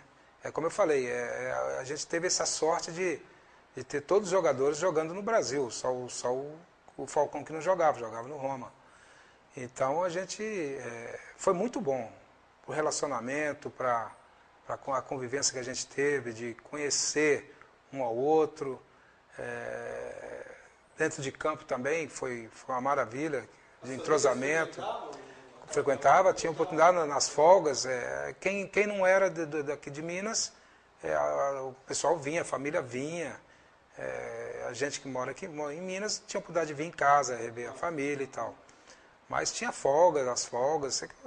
Foi uma maravilha, foi muito bom essa convivência que a gente teve. Vocês estavam confiantes? Confiantes porque nós tivemos a oportunidade de fazer alguns amistosos mesmo, né, e de estar conseguindo ganhar da Alemanha, e pegou uma confiança muito grande. Alemanha, França e Inglaterra. Foram 3 grandes jogos e 3 barra que foi para ter aquele convencimento mesmo que a seleção estava no caminho certo, né? E isso foi muito bom para a gente. Bem, aí vocês vão para a Espanha e o primeiro jogo é com a União Soviética, né? Aí vamos para a Espanha, Jogo duro, né? Jogo duro, jogo difícil. Por aí você vê o bairrismo que existe, que a gente, na época, eu sofri isso também, porque não foi um jogo fácil. Foi o primeiro jogo de estreia, do Brasil, e nós tivemos alguns lances que ficou marcado, porque nós tivemos a felicidade de vencer o jogo de 2-1, e nesse jogo, algumas pessoas da imprensa começaram a querer a me tirar mesmo da seleção, que teve um lance que teve que para mim não foi pênalti, e a própria imprensa brasileira querendo que fosse pênalti, né, insistindo que fosse o juiz teria que dar esse pênalti contra a Rússia. Quer dizer, isso tudo é um barrismo, né? Então isso me deixou um pouquinho chateado, mas a gente tem que continuar a vida, e eu tirei de letra e continuei jogando. Essas notícias chegavam lá para vocês, liam nos jornais? Nos jornais mesmo, jornais do Brasil que chegava para a gente, e a gente via os comentários. A gente ligava também para casa para saber, os familiares falando, né, chateado também, falando que fulano de tal da imprensa falou que foi pênalti, não sei o quê. Quer dizer, isso tudo acontece, né? É como eu falei, no Brasil você vai ter sempre, quando você não ganha, Copa do Mundo, vai ter que sempre arrumar alguém culpado. Eu lembro o Roque Júnior falando isso uma vez, quando o Brasil não ganhou. Vamos ver quem que eles vão arrumar para culpar. E ele já estava sabendo que era ele que ia ser o culpado. Quer dizer, isso é uma coisa chata, né? É triste a gente. O brasileiro é muito complicado. Um jogador que foi muito contestado nesse jogo da União Soviética também foi o Valdir Pérez, por conta do gol, acho que o primeiro gol, é o único gol soviético nesse jogo, que teria sido um frango, etc. Você lembra disso? Como que isso ele ficou impactado? Como que isso bateu nos jogadores? Assim? Mas fica, por mais que fala que não, mas fica. Fica porque... E quantas vezes já salvou? Né? Quantas vezes ele salvou a seleção brasileira? Quer dizer, a memória das pessoas só fica naquilo ali da falha ali na hora, né? Mas ele foi um goleiro que sempre salvou muito o Brasil. Eu sei, mas assim, naquele momento, você tem lembrança assim, de vocês, enfim, da reação dele, ou da reação dos jogadores em relação ao frango? Não, a gente dentro de campo aí a gente já pega, já bola, já vamos embora, vamos tentar virar o jogo. É o que a gente quer, e até mesmo para dar uma resposta, né? Até mesmo para o companheiro, né? Estamos aqui com você, vamos, levanta a cabeça e vamos partir para outra lá, vamos tentar ganhar. É o que a gente sempre fazia. O Valdir Pérez era parte um pouco desse grupo, bem integrado. Muito bem integrado. Foram poucas as desavenças que teve dentro da seleção brasileira. Eu não lembro se foi uma ou duas, algumas coisas que aconteceu, de discussão, de um com o outro, mas foi raríssimo. Isso, pouca coisa acontecia. Em 82. Certo. Bem, o Brasil vira esse jogo, e aí com 2 gols bem bonitos, né? Do Sócrates E o Éder. O Éder, né? Foi bom. Foi bom porque aí já as pessoas já vê de outra maneira, né? Com todas as falhas que às vezes aconteceu, aí já vê de outra maneira porque venceu. E futebol é isso, né? Futebol, independentemente de falha, de erros que aconteçam, o importante é estar vencendo. Eu queria ter um monte de falha naquele jogo contra a Itália, que o time do Brasil todo falhasse, mas a gente conseguisse conquistar a classificação naquele jogo. E esse jogo, infelizmente, jogamos tão bem e não conseguimos ganhar, classificar. Depois desse jogo do Sudeste, o Brasil tem uma sequência de 3 jogos que são considerados entre os melhores jogos da seleção em todos os tempos, que é com a Escócia, com a Nova Zelândia e com a Argentina. Né? Conta um pouco desse... Aí vem... Eles entraram numa ascensão que parecia irresistível. Que ninguém ganharia, né? Na final, né? Então, porque encantou. O jogo com a União Soviética foi um jogo duro, o Brasil jogou bem, mas a União Soviética também poderia ter ganhado. O jogo foi um jogo parelho. Os outros 3 jogos não, foram jogos de encantamento, né? O que foi isso? Conta um pouco esse... A Copa do Mundo é isso, né? O primeiro jogo é sempre assim mesmo. É aquele jogo de nervoso, que isso acontece mesmo. É jogo de estreia. E nesse jogo não foi diferente, né? Apesar de ter uma grande seleção, mas era um jogo de estreia. E o Brasil não foi tão bem. Mas isso valeu. Acho que valeu para estar nos alertando, né? De que a gente não era imbatível, né? Que teria que jogar muito mais do que a gente jogou o primeiro jogo para estar conseguindo vencer. E isso aí a gente conseguiria fazendo grandes espetáculos e vencendo jogos. É o que Tele falava, a gente vai depender da gente. Né? Depende da gente de estar trazendo o torcedor brasileiro para o nosso lado. E foi o que a gente fez. Depois foi 3 grandes jogos, contra a Argentina então, principalmente contra a Argentina, que é a rivalidade que existe de Argentina e Brasil, né? Esse jogo então foi um espetáculo, que o Brasil, aí realmente o brasileiro começou a pegar essa confiança e de achar que a gente era imbatível mesmo. Mas infelizmente no futebol não existe isso. Infelizmente, não existe time imbatível. Desses 3 jogos, você acha que o ápice mesmo é com a Argentina? Contra a Argentina, contra a Argentina. Uhum. Contra a Argentina, que aí a gente sentiu que, opa, peraí, a gente tem tudo para conquistar a Copa do Mundo. Vamos pegar firme que a gente tem condições de estar levantando o caneco. Mas aí o torcedor eufórico que estava aqui no Brasil, né, todo mundo numa euforia danada, e com essa confiança de que a gente poderia conquistar a Copa do Mundo. Mas aí entrou a Itália no caminho da gente. Eu sempre digo, esse jogo foi histórico realmente, porque se a gente estivesse jogando até hoje, a gente acho que não ganharia da Itália. Se fosse no outro dia, se a gente tivesse jogado a noite inteira, a gente não ia ganhar. Naquela tarde a gente não ganharia da Itália. Se fosse um jogo no outro dia, as mesmas seleções, ou 2 dias depois, a gente com certeza ganharia da Itália. Aquele foi uma tarde que era da Itália, não era do Brasil. Porque nós tivemos 2 chances de estar classificando. Tivemos 2 empates.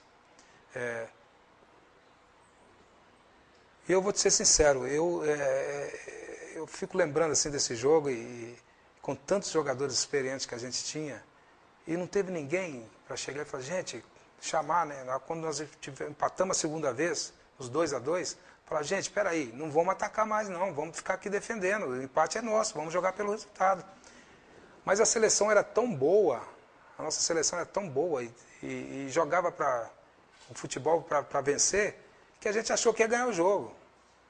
E nós tivemos 2 chances de estar classificando e empatando. Empatamos 1-1 e empatamos 2-2. E continuamos jogando como se para ganhar o jogo. E não jogamos pelo resultado. Isso aí foi uma frustração muito grande, porque, como eu falei, nós tivemos 2 oportunidades e não soubemos, naquela tarde, fazer o futebol que teria que fazer para jogar fechado e Júnior, Zico, jogadores mais experientes, Falcão, Cerezo, os laterais não sobem mais, vamos marcar o meio, vamos descobrir aqui o meio, sei lá, tinha várias maneiras de estar, até mesmo fazendo substituições com jogadores que marcavam mais, porque a gente tinha uma seleção que do meio para frente era um espetáculo para jogar, né? Jogava futebol, arte mesmo, para frente, para vencer. E não podia mudar essa característica de ninguém. Tele não mudava. Mas tinha jogadores também que tinha no banco que tinha condições de estar jogando diferente, que o time pudesse jogar diferente, marcando mais. E isso não aconteceu. Por isso a gente... Mas você acha que então foi um pouco de autoconfiança? Autoconfiança, com certeza. Com certeza, e falta de humildade da gente saber que, olha, já empatamos 2 vezes, não está dando para ganhar, vamos jogar para defender aqui, vamos fechar aqui e vamos empatar que o empate a gente classifica. A gente está numa semifinal, numa final. E isso não aconteceu. Mas aí, sem querer crucificar ninguém, mas o técnico tem alguma responsabilidade nisso, no seu modo de ver? Penso que agora não é nenhum momento a gente estar falando nisso, porque na época, pela característica, é a confiança do time que tinha e a maneira que o time jogava. Né? Era assim que jogava a seleção brasileira. A seleção brasileira conseguiu, em 82, conquistar a confiança do torcedor brasileiro, da imprensa, de todo mundo, jogando daquele jeito. Né? Só que faltou em nós mesmos, nós jogadores na época, ter a humildade de falar, opa, não é o dia da gente. Porque no futebol acontece isso, né? Tem dia que não tem jeito, que você não é o dia, então você tem que ter a humildade de estar jogando atrás, jogando pelo resultado. E isso influenciou muito, isso foi muito ruim para o futebol brasileiro. Em 82, a derrota da seleção de 82. Porque aí entrou a era Parreira, que era de jogar pelo resultado. E aí o futebol brasileiro perdeu a qualidade, com certeza. Reza a lenda que o Cerezo tem aquela falha no primeiro gol do Paulo Rossi, reza a lenda que ele teria entrado no fechado chorando, que teria tido um certo momento emocional. Isso aconteceu mesmo? Foi um momento triste, não só dele, nosso também. Né? Porque a gente estava tão acostumado a sair com bola daquele jeito que a bola foi tocada por meio. Só que houve uma desatenção não só dele, eu acho que foi de todos nós. Isso aí não podemos culpar o Cerezo. Né? Eu acho que todos nós fomos culpados. Porque aí realmente houve um descontrole emocional, não só dele, mas de todos nós. E no jogo, eu revi o jogo por um pedacinho para poder fazer entrevista. Logo depois a Itália quase faz outro gol, né? Teve realmente uns 5 minutos ali de pane. Teve. Logo depois do Paulo Rossi, a Itália, que estava sendo dominada, passou a controlar o jogo ali pelo menos uns 5. Aí sai o gol, acho que é do Sócrates. Foi do Sócrates. Que aí dá para perceber mesmo que a seleção Isso. O Zico mete uma bola pro Sócrates, não é isso? E aí o Sócrates faz um gol. E ali a seleção respira e volta a tocar bola. Mas teve uns 5, 10 minutos ali de pane geral. Foi isso mesmo? Foi realmente aconteceu. Porque a gente estava vendo os jogos da Itália e ela estava mal dentro da competição. Estava dando dó da Itália. Inclusive a gente comentava, tomara que a gente pegue a Itália. Porque eles não estavam bem. E como eu falei, no futebol, infelizmente, é a única coisa que acontece. No vôlei especializado, no vôlei, nessas coisas, no tênis, que é individual e tal, o cara é fera, o cara vai ganhar mesmo, né? Dificilmente vai perder. Mas no futebol não, você pode ser o melhor, mas nem sempre você ganha. Como aconteceu com a gente era o melhor, torcemos para que fosse a Itália, inclusive, né? Pode não ser todos os jogadores, mas a gente ficava assim, opa, tomara que seja a Itália, que está mal dentro da competição, e a gente despacha a Itália. E caiu a Itália, e foi a tarde dela, e infelizmente não foi a do Brasil, e foi com muita tristeza que a gente desclassificou, e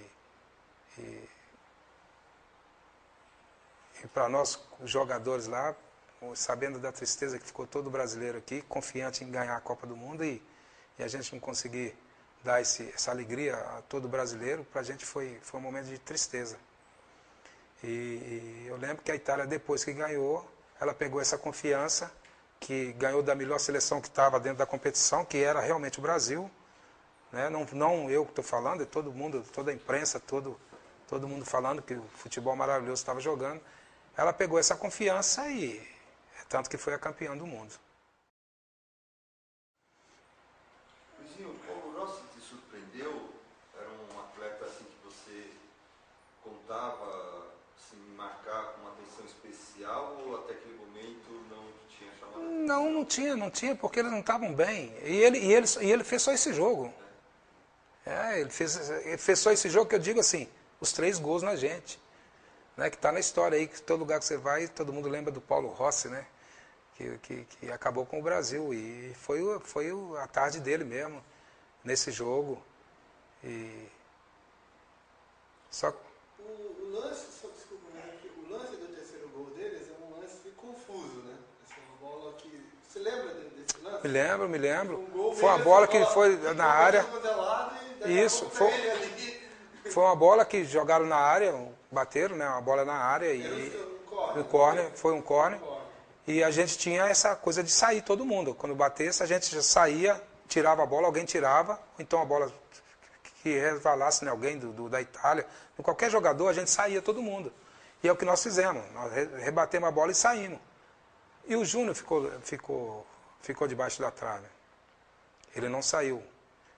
E ele pegou o Paulo Rossi, teve essa sorte também, né, essa desatenção que todos nós tivemos, e fez o terceiro gol. E aí já estava ficando tarde para a gente reagir. Nós ainda tivemos a cabeçada do Oscar, que nós vibramos como se tivesse entrado, mas deu para ver que eu vi, a bola não entrou, mas nós tentamos enganar o árbitro, vibrando, para ver se ele dava o gol. Mas realmente o Zoff pegou em cima da linha E a bola não entrou. E aí não entrou e aí realmente foi o fim da gente, foi o fim da Copa do Mundo de 82 e foi uma choradeira depois, sabe, todo mundo chorando, triste, porque a gente não, com tudo que a gente passou, tudo que a gente passa para chegar a uma Copa do Mundo, para dar alegria ao torcedor brasileiro, e você não conquistar é muito triste. Então foi uma tristeza geral dentro do vestiário e depois na concentração, foi muito triste. E o Tele, como que o Tele reagiu ali nesse momento de tristeza? O que ele fez? Para dizer a verdade, eu me lembro, dentro do vestiário, não se falava nada, como se tivesse morrido alguém, um ente querido. A sensação foi essa. Se tivesse perdido uma pessoa muito querida da família, todos nós, todo mundo muito chateado, muito sem falar nada um com o outro. Simplesmente pensativo e de cabeça baixa, alguns chorando, né, de tristeza. Não foi fácil. Mas, enfim, é a vida da gente, era a vida da gente. Foi jogar futebol e a carreira, e você tem que estar passando por cima disso tudo. São derrotas, vitórias, você tem que estar convivendo com isso tudo e estar lidando com isso, sabendo viver dessa maneira, né? Luizinho, você jogou com grandes jogadores e eu queria, por favor, que você comentasse especialmente dois. O Sócrates, que era jogar com Sócrates e conviver com ele, e também o recuperar um pouco, você jogou contra o Maradona no Brasil e Argentina. Por favor, então, o Sócrates e o Maradona. O Sócrates foi um gênio, né? O Sócrates foi um gênio, com aquele tamanho, com aquela habilidade, com o pé calçando 36 ou 37, não sei, e com habilidade, com um gênio. O Sócrates foi um gênio, um grande jogador, de uma inteligência jogando futebol que poucos têm. E o Maradona, depois do Pelé, realmente para mim é o Maradona. Maradona, tive a oportunidade de jogar contra várias vezes, não só na seleção, mas como na Taça UEFA, também ele jogando pelo Napoli, eu jogando pelo Sport de Portugal. O Maradona também é um gênio também do futebol, um jogador versátil, um jogador de uma habilidade muito grande, com toda aquela habilidade dele, com aquela perninha esquerda dele. Foi um jogador que poucos jogadores eu vi fazer o que Maradona fez no futebol. Então, para mim, foi um dos craques que eu tive o privilégio também de estar jogando contra. E o Sócrates, para além das quatro linhas, assim, na convivência,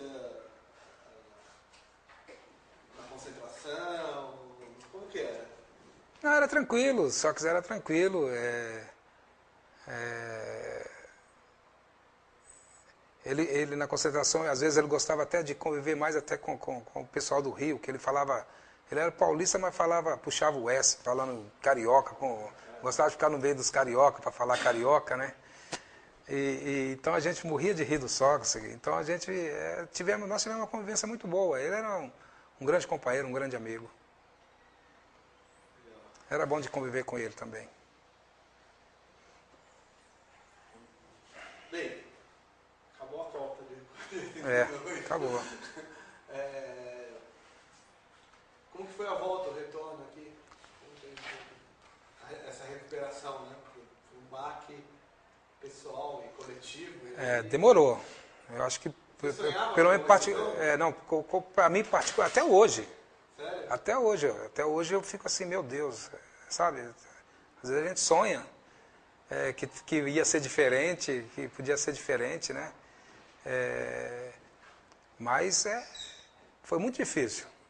Foi muito difícil. Eu tenho certeza que não só para mim, mas como todo o elenco, todos os jogadores que disputaram, que jogaram esse jogo e que tiveram junto do grupo nessa Copa de 82, porque era muita confiança de ser campeão. O time era muito bom. Então a gente tinha uma confiança muito grande que iria conquistar essa Copa do Mundo e não conseguindo, viemos embora. É como eu falei, é como se tivesse perdido um ente querido mesmo, durante muito tempo, para para acabar aquela dor, foi tempos e tempos. Não foi de um dia para o outro, não. Mesmo a gente chegando no Brasil e nos clubes nossos, tendo que disputar campeonatos, outros torneios, aquela dor ali ficou muito tempo, porque o brasileiro, como eu falei, para ganhar é fácil, agora perder, cansei de ir em alguns jogos, jogar em alguns estádios e o pessoal gritar o nome do jogador da Itália, né, que fez o gol na gente, Paulo Rossi. A gente cansou de ouvir isso, mas é aquela coisa do brasileiro mesmo, né, de gozação, de ficar tirando sarro, né? Quando vai jogar contra o time dele, ele ficava lembrando que a gente tomou esses gols do Paulo Rossi, mas foi muito difícil. Foi muito difícil para a gente conseguir esquecer esse jogo. E você volta para o Atlético, né? Aí eu volto para o Atlético. E joguei mais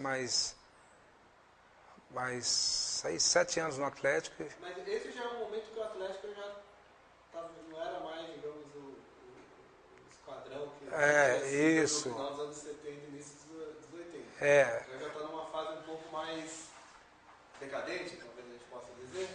Não foi nem decadente, mas troca de jogadores, já não estava, alguns jogadores já estavam saindo para fora do país, né, tendo outras oportunidades fora, indo para outros clubes, né?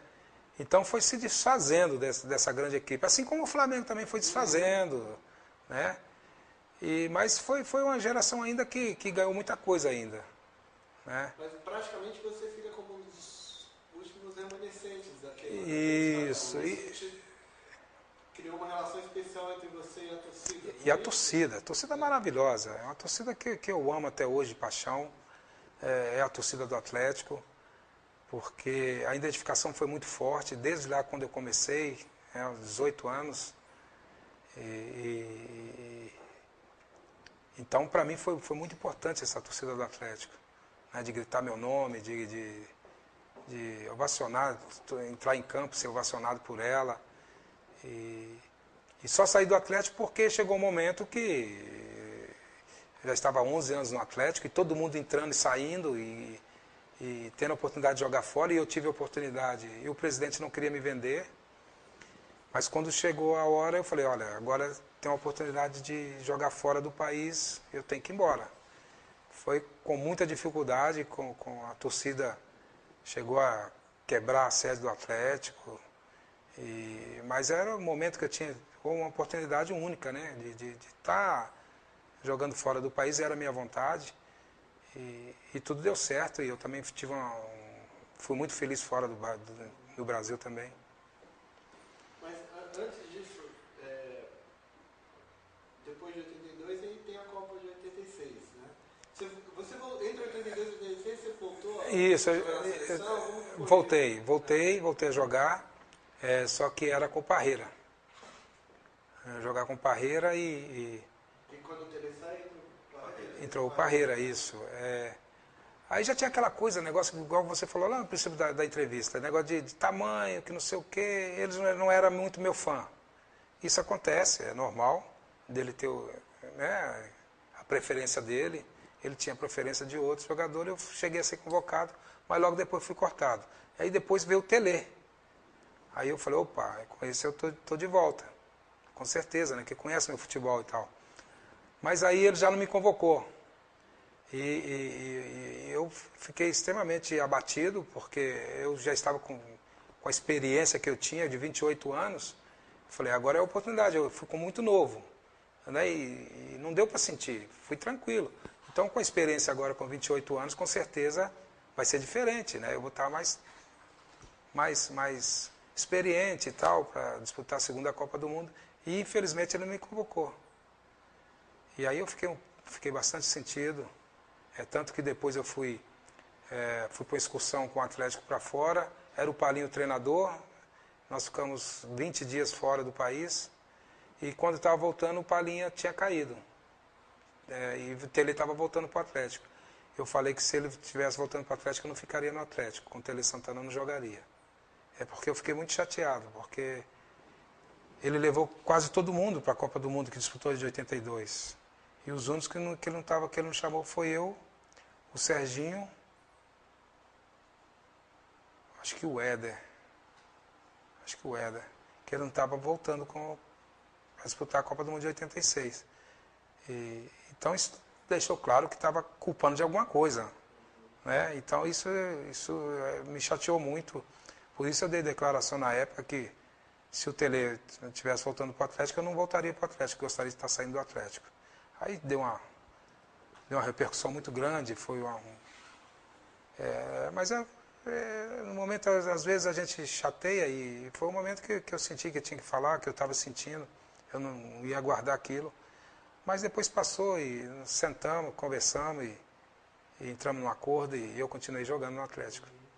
Mas você acha que naquele momento você vivia uma boa fase, com a experiência acumulada de 82, então você acha que estava num bom momento em 86? Também estava jogando pelo Atlético, estava bem mesmo, num ritmo legal, jogando, não tinha contusão nenhuma. E por isso eu fiquei chateado. Porque no fundo ele é aquilo que eu falei, é aquela coisa de imprensa, de ficar, força muito, né? O jogador paulista, carioca, é o bairrismo que eu falei que existe. Isso infelizmente tem mesmo. E em 86 não foi diferente também. Quem foi o zagueiro que ele levou? Foi o Júlio César e o Edinho que jogaram os dois. Então ele me preteriu, mas fazer o quê? Isso acontece, né? Agora, Luizinho, você toca num assunto importantíssimo, que é uma determinada concepção de futebol que acabou prejudicando, de fato, o zagueiro talentoso. Né? Então se privilegia tamanho, força física em detrimento da técnica. Você acha que, de fato, parte da crise do futebol brasileiro passa por esse tipo de escolha? Também, mas é como eu falei, o Brasil não conseguindo conquistar a Copa do Mundo de 82, influenciou as outras gerações que vieram de estar jogando pelo resultado. Né? E isso em função de 82 não ter conquistado, porque se tivesse conquistado, é lógico que a geração ia vir de futebol arte. Então eu lembro muito bem que o Parreira falava, o importante é ganhar, não importa como. Né? Então isso fez com que o Brasil já não preocupasse mais em ter jogadores técnicos. O importante seria o condicionamento de estar jogando pelo resultado. E isso influenciou muito em 90 e daí para frente. Então eu acho isso que foi prejudicial, sim, aos chamados craques, né, que porventura poderiam estar vindo. Mas especificamente na tua posição, assim, quando você Principalmente. quando você acompanha hoje o futebol brasileiro, você sente que houve essa perda de... Principalmente na minha posição, porque hoje o zagueiro hoje não pode ter menos de 1,90 m. Né? Você vê os zagueiros tudo grande, mas tecnicamente não são grandes jogadores. Né? Você vê aí, goleiro hoje, você não pode ter 1 metro, não pode ter Valdir Pérez, quem da época aí, mais baixo aí, que teve vários. Na época minha, o João Leite já tinha um porte físico maior e tal, mas o Valdir Pérez em 82 com certeza, se fosse agora ele não jogaria, pelo tamanho dele. Né? O Paulo Sérgio que jogou no Botafogo, que era o goleiro reserva. Né? Então esses jogadores com certeza não jogariam. Como eu também não jogaria de zagueiro.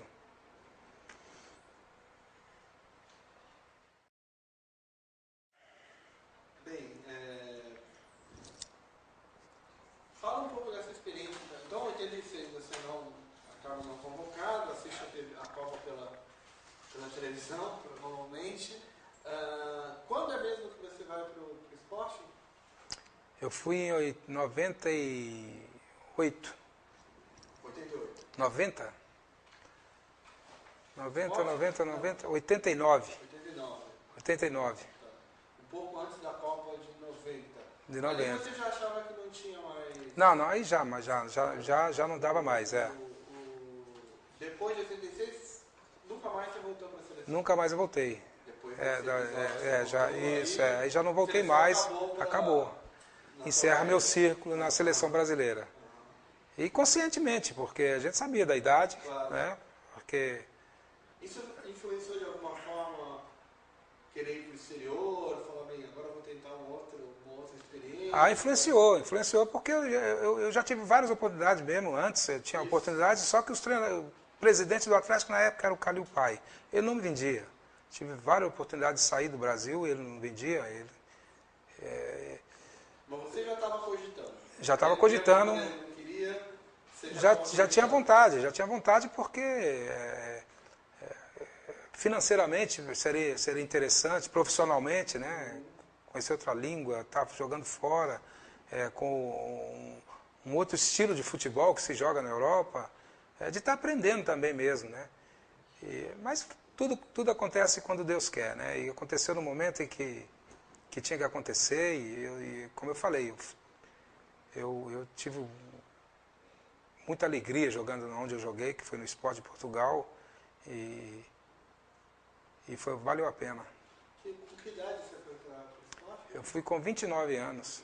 29 anos, já fui tarde, né? Hoje o garoto sai novo para estar jogando fora. Eu já fui já com uma certa idade.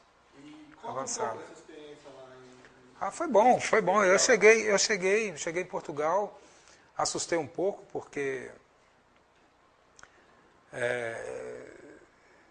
eu queria levar minha família lá de cara e você para adaptar é muito difícil, não é fácil, você tem que se tornar profissional, né? Porque aqui, infelizmente, no Brasil ainda se passa muita mão na cabeça de jogador de futebol e lá você tem que ser primeiro profissional, porque senão você não fica, independentemente de nome.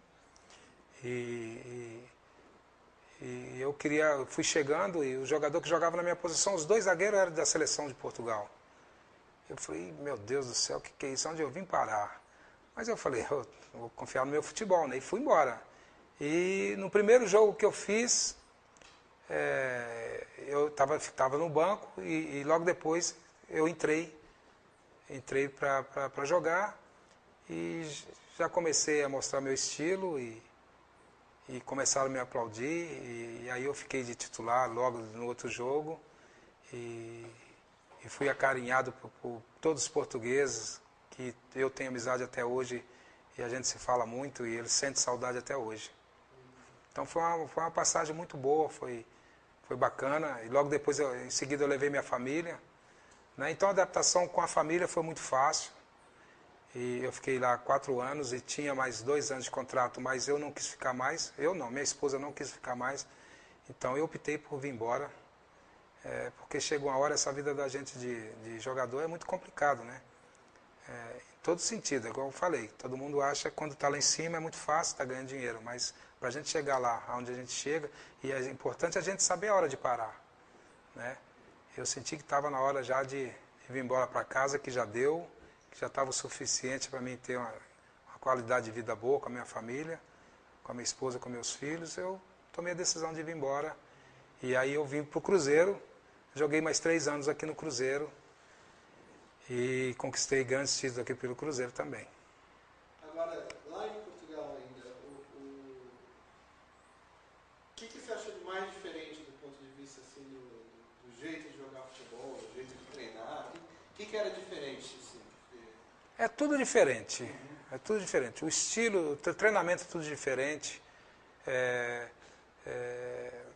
Qual é o principal no treinamento, por exemplo? Não, você se condiciona fazendo a preparação. Não tem esse negócio igual aqui no Brasil de você ficar num lugar, ir para um lugar e ficar treinando fisicamente. Você vai fazer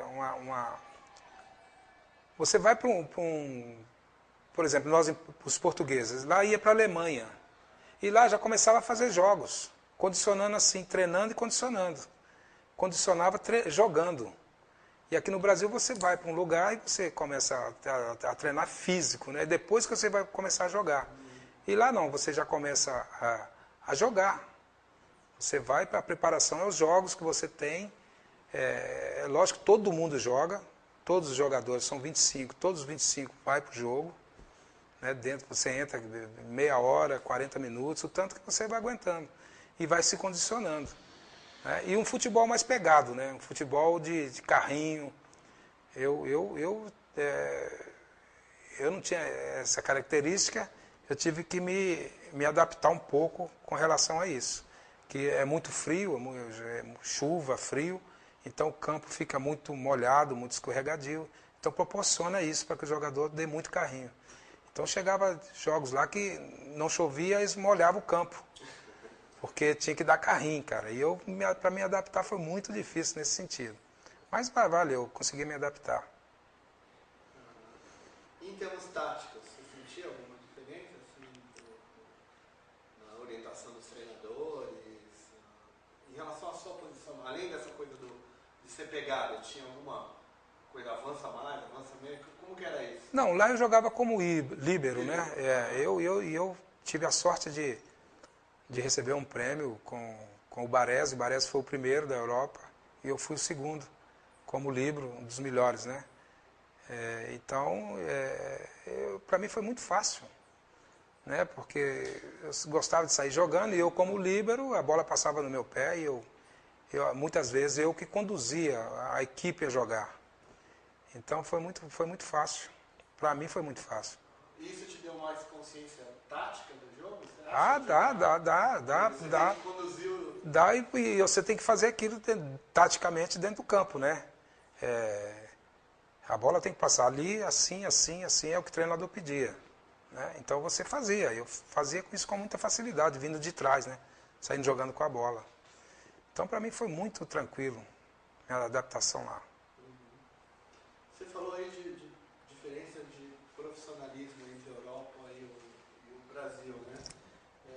Se pudesse falar um pouco mais disso, porque isso é um tema forte no futebol brasileiro, né? Essa coisa, na Europa seriam mais profissionais, aqui menos. Tem a ver com o quê? Com os dirigentes? Com os dirigentes, que esse protecionismo que existe, né, dos dirigentes com os jogadores de futebol no Brasil. Né? Já visto as oportunidades que se é dada para um jogador, mesmo ele errando. Né? E na Europa não é assim. Independentemente de nome, se você não está cumprindo com as suas obrigações, se você não está sendo profissional, em todos os sentidos, treinamento, sua vida fora do campo, como eu falei, em todos os sentidos, você vai ser punido. Vai ser punido e às vezes não tem nem chance de você se recuperar. E aqui no Brasil não. Existe essa proteção com relação aos jogadores, de dirigentes passarem a mão na cabeça do jogador. O cara erra, não, vem cá, vamos dar uma multinha e acabou. E aí, isso no fundo atrapalha o jogador de ser um profissional. Isso é um jeito de atrelar o jogador àquele dirigente, você acha? Com certeza, com certeza. Tem menos dinheiro também isso? Também. Envolve tudo, né? Envolve tudo. E isso eu acho que não é bom. Então, por isso que poucos jogadores vão para fora e se adaptam. Porque se não conseguir entrar no esquema do profissionalismo, que o jogador... eu te falo porque eu vivi isso, eu vivenciei isso. Né? Para mim, depois que eu parei de jogar de futebol, para mim adaptar ao mundo aqui fora foi muito difícil, porque estava acostumado tudo na mão. Eu não sabia como viajava de avião. Para comprar passagem, como é que eu ia fazer, era tudo entregue na mão. Quer dizer, então isso é ruim, sabe? A gente pena depois que para de jogar futebol, a gente pena muito para entrar no mundo aqui fora. Isso aí é culpado dos dirigentes mesmo de futebol. E lá você chegou a ter alguma experiência, viu alguma experiência dessas, digamos, jogador mais como uma classe, assim, sindicato, essas coisas? Muito, e existe isso. E aqui, infelizmente, no Brasil é cada um para si. Não existe essa classe, né, de sindicato, de alguém estar lutando pela classe. É cada um para si mesmo. Infelizmente, aqui no Brasil, até hoje. Quanto tempo que eu parei de jogar futebol e isso existe até hoje. Não existe uma classe unida de estar brigando pelos seus direitos. Né? Hoje o futebolista, hoje o jogador de futebol não tem uma aposentadoria. Isso é um absurdo. Né? Uma pessoa que joga aí 20, 22 anos, né? É o tempo que ele tem, eu acho que teria que ter proporcionalmente uma aposentadoria.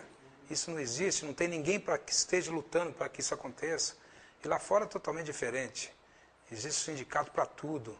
Né? Você fica tranquilo, você se preocupa em jogar futebol. E tem o seu sindicato ali que vai, se tiver algum problema, ele vai lutar por sua causa. E aqui no Brasil não existe isso, infelizmente.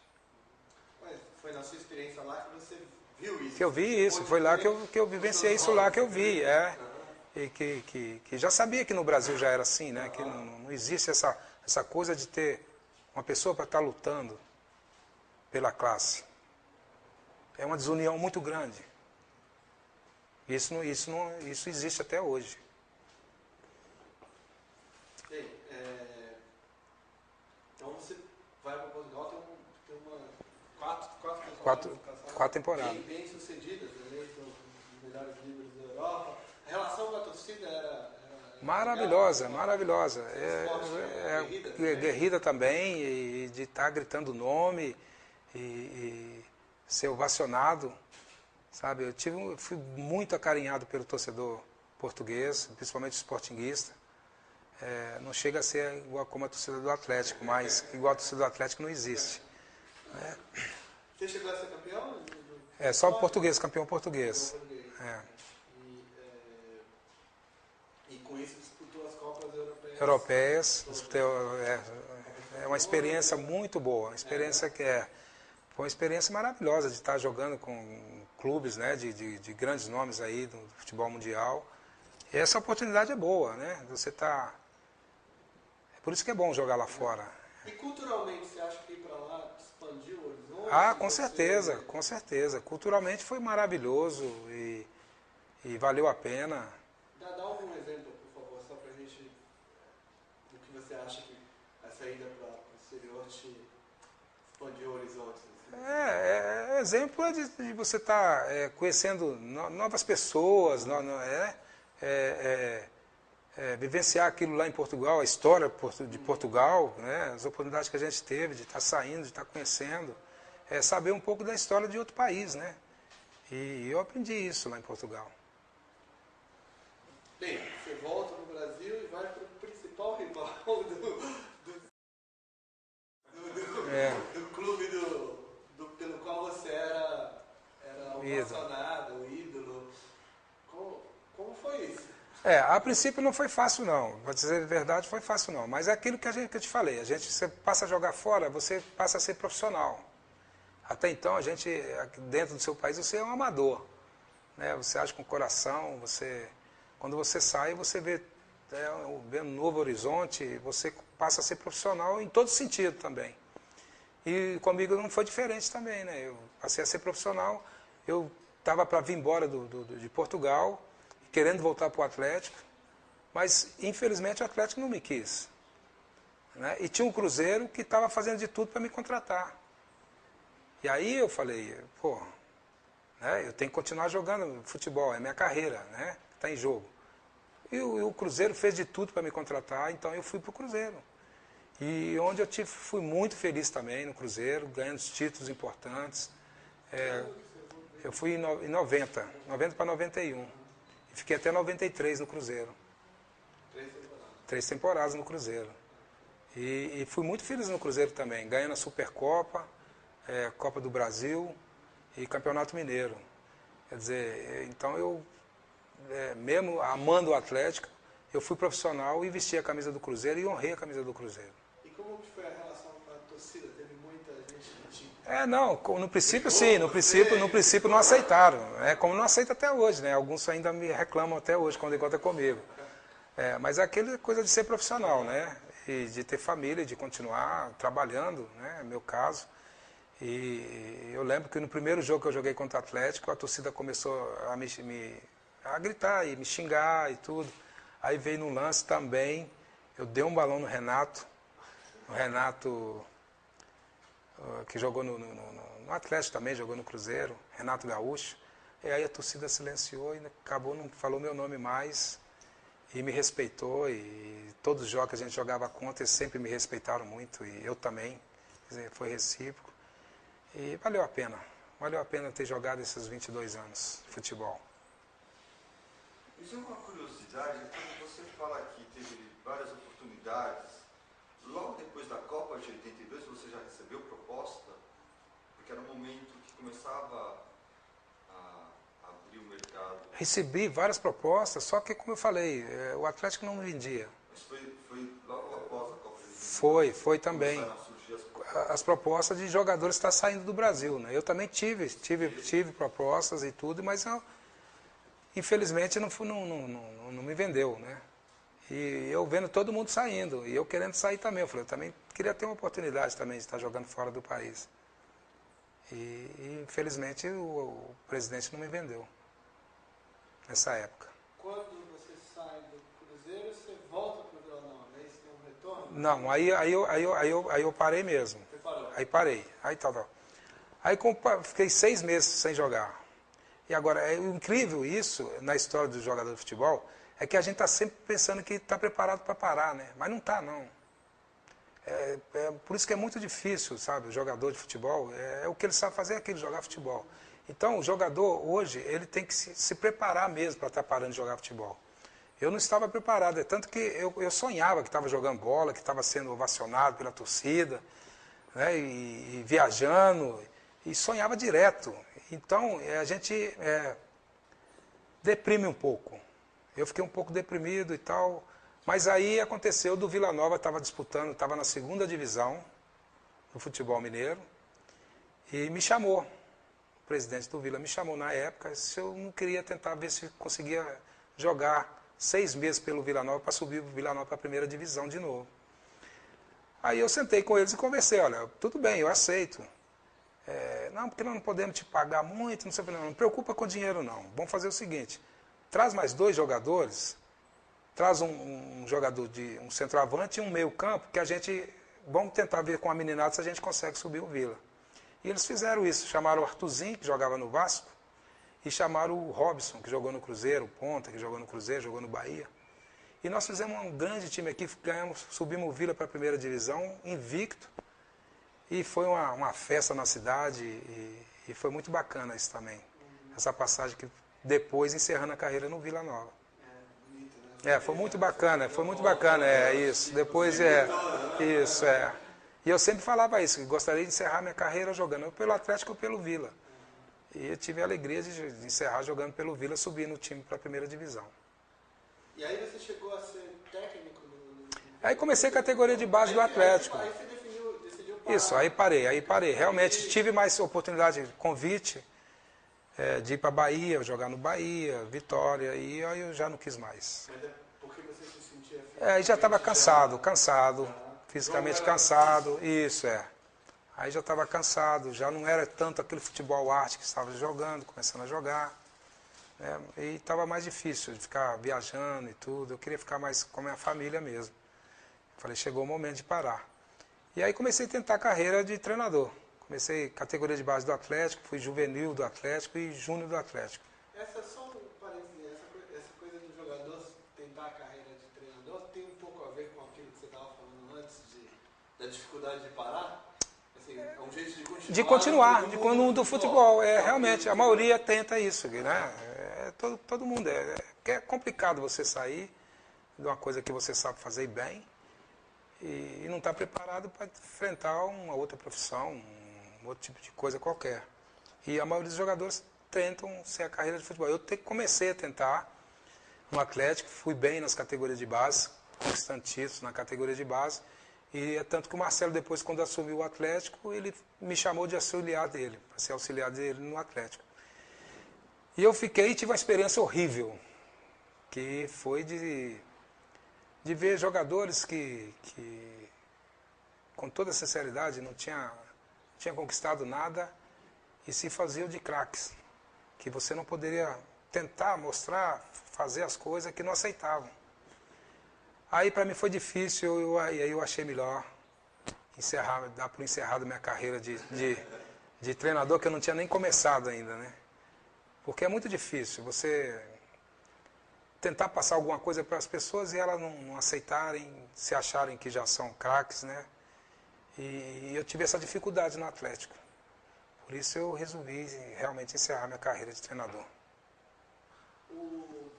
Uma coisa que se Uma fala mudança. muito hoje é que o jogador de hoje não sabe muito a história, né? Então chega alguém da história do próprio futebol.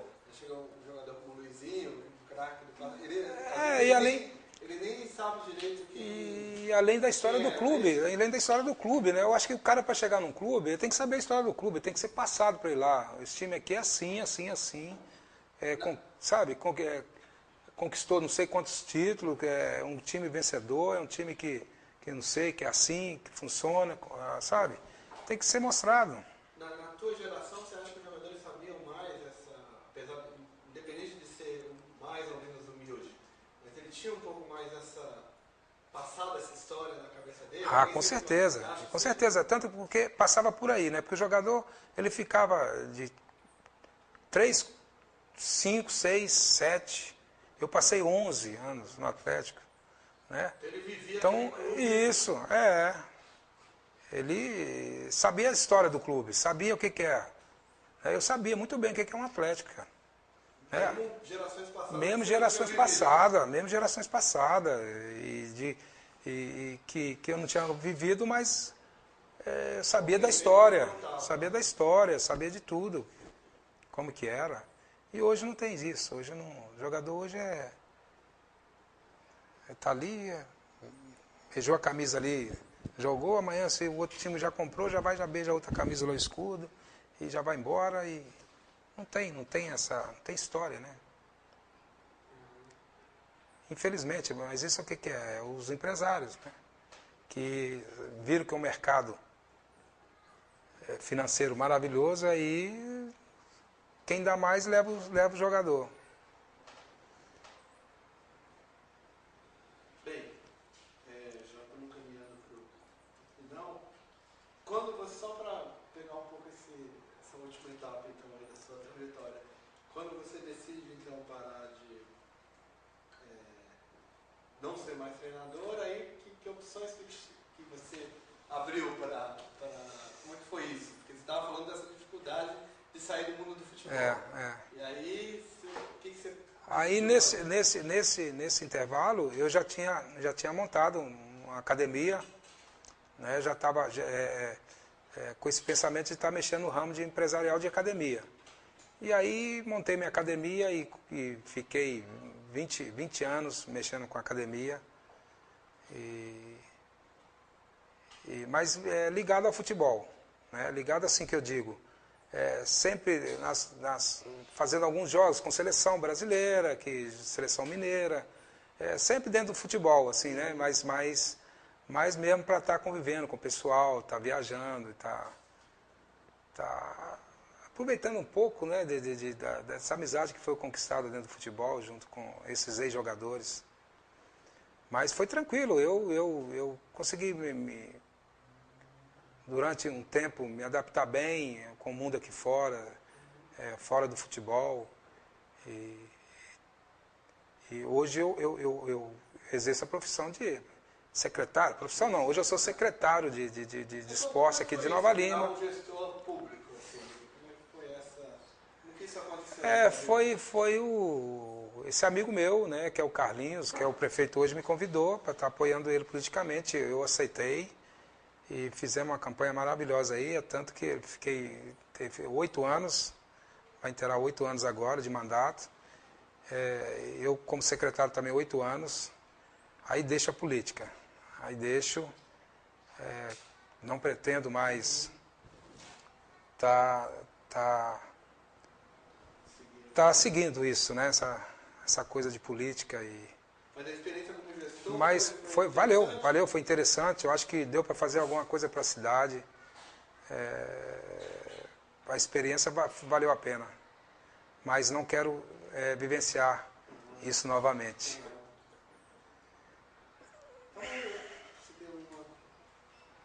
Ficou uma curiosidade que, assim, você marcou gols durante a carreira? Você gostava de avançar para marcar gols? Quais são aspectos da carreira que eu acho que a gente não explorou?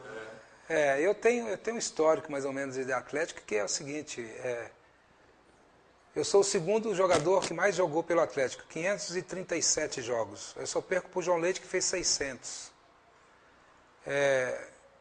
O currículo está lá guardado, se eu me lembro bem, se a memória não me falha, eu fiz, eu acho que 23 gols pelo Atlético.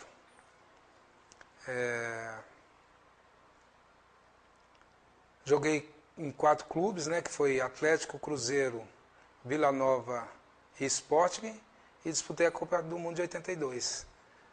Eu acho que esse é o currículo de Campeonato Mineiro. São muitos, contando com o Cruzeiro, campeonato, Troféu Guará, eu acho que eu sou um dos recordistas até hoje, conquistados o Troféu Guará, acho que são 14 troféus Guará que eu ganhei, 2 bolas de prata e uma de ouro. Então acho que dentro do currículo de 22 anos valeu. Valeu. Tá bom, queria agradecer muito, entrevista fantástica, muito obrigado. Eu que agradeço. Estamos aí à disposição, depois a gente passa uma cópia da entrevista do vídeo para ti. Eu vou querer que vai ser... A gente combina o pessoal lá no Brasil para articular isso. Tá Eu vou querer, vou guardar com muito prazer, porque vai ser uma coisa que eu vou guardar com carinho, porque é uma das coisas que eu vou ter para mim. Porque eu não consegui guardar nada no futebol, nada. Então essa entrevista vai ficar guardada com muito carinho, para me mostrar para os meus netos. Tá legal. Muito obrigado. Obrigado pela oportunidade.